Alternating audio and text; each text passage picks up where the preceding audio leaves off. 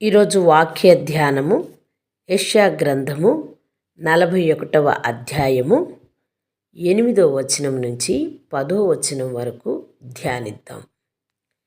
నా సేవకుడైన ఇజ్రాయేలు, నేను ఏర్పరచుకున్న యాకోబు, నా స్నేహితుడైన అబ్రహాము సంతానమా, బుదిగంధముల నుండి నేను పట్టుకుని దాని కొనల నుండి పిలుచుకున్నవాడా, నీవు నా దాసుడివనియు నేను నిన్ను ఉపేక్షింపక ఏర్పరచుకుంటేననియు నేను నీతో చెప్పియున్నాను. నీకు తోడయున్నాను, భయపడకము, నేను నీ దేవుడినై ఉన్నాను. దిగులు పడకము, నేను నిన్ను బలపరుతును. నీకు సహాయము చేయువాడను నేనే. నీతి అను నా దక్షిణాస్తముతో నిన్ను ఆదుకొందును. ఆమెన్. నీతి అనే ఆయన దక్షిణాస్తముతో మనల్ని ఆదుకుంటాను అంటూ చెప్తూ ఉన్నాడు. నా సేవకుడైన ఇశ్రాయేలు అంటూ ఉన్నాడు.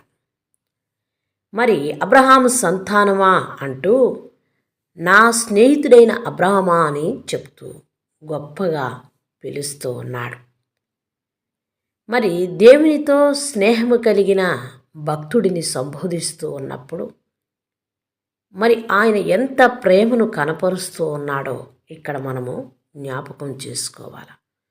బుదిగంధముల నుంచి పిలుస్తున్నట్టుగా ఈ వాక్యములో రాయబడి ఉన్నది. దేవుడు ఇజ్రాయేలు ప్రజలను ఏ విధంగా పిలిచాడో, అట్టి ప్రేమ ఏ విధంగా ఉన్నదో పరిశుద్ధ గ్రంథాన్ని మనం ధ్యానిస్తున్నప్పుడు ఆయన బిడ్డలను రక్షించటానికి ఏ విధంగా మన కొరకు ప్రభువైన యేసుక్రీస్తు వారిని పంపించాడో కూడా జ్ఞాపకము చేసుకోవాలా. ప్రియ సహోదరుడా, సహోదరి, నీవు నా దాసుడువు, నేను నిన్ను ఎంచుకున్నాను అని చెప్తూ ధృవీకరించుతూ ఇక్కడ రాయబడిన వాక్యాన్ని జ్ఞాపకము చేసుకుంటే ఎంత గొప్పగా ఆయన ప్రజలపైన ప్రేమను కలిగి ఉన్నాడో ఇక్కడ తెలుస్తోంది. భయపడకము అంటూ ఉన్నాడు. నేను నీతో ఉన్నాను అంటూ ఉన్నాడు. ఎంత గొప్ప వాక్యం, ఎంత అభయాన్ని మనకి ఇస్తున్నాడు. భయపడవద్దు అంటూ ఉన్నాడు. మనతో ఉన్న దేవుడు మనల్ని నిత్యము ఆయన భయపడవద్దని చెప్తూ ఉన్నాడు. దిగులు పడవద్దని చెప్తూ ఉన్నాడు. నిన్ను నేను బలపరుస్తాను. ఒకవేళ నీవు ఏ విధంగా బలహీనుడుగా ఉన్నావో ఆ బలహీనతమైన సమయంలోనే నీకు నేను తోడై ఉంటానని బలమిస్తూ అభయమిస్తూ మాట్లాడుతున్న ఇట్టి మాటలను బట్టి, ఇట్టి వాగ్దానాలను బట్టి దేవుని సహాయాన్ని నేను కలిగి ఉన్నావని నమ్మాల.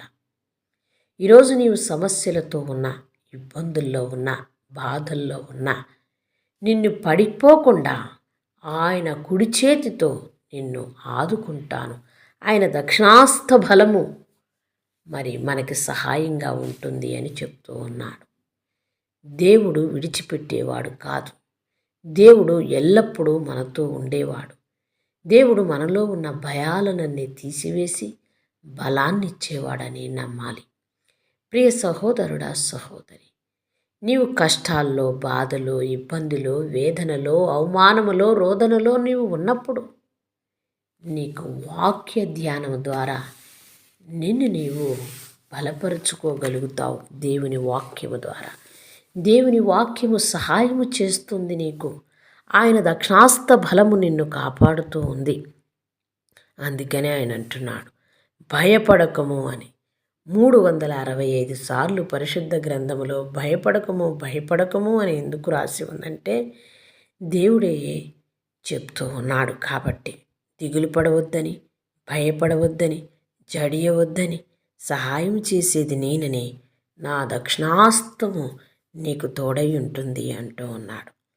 ప్రియ సహోదరుడా, సహోదరి, ఈరోజు నీవు ఎట్టి స్థితిలో ఉన్నా ఈ వాక్యము నిన్ను బలపరచాలని, నిన్ను దేవునిలో ఎప్పుడైతే భక్తుడైన పౌలు అంటూ ఉన్నాడు, ఏ బలహీనతలోనైనా ఆయన యందే నేను ఏ పనైనా చేయగలను, నన్ను బలపరచువాని యందే నేను సమస్తము చేయగలను.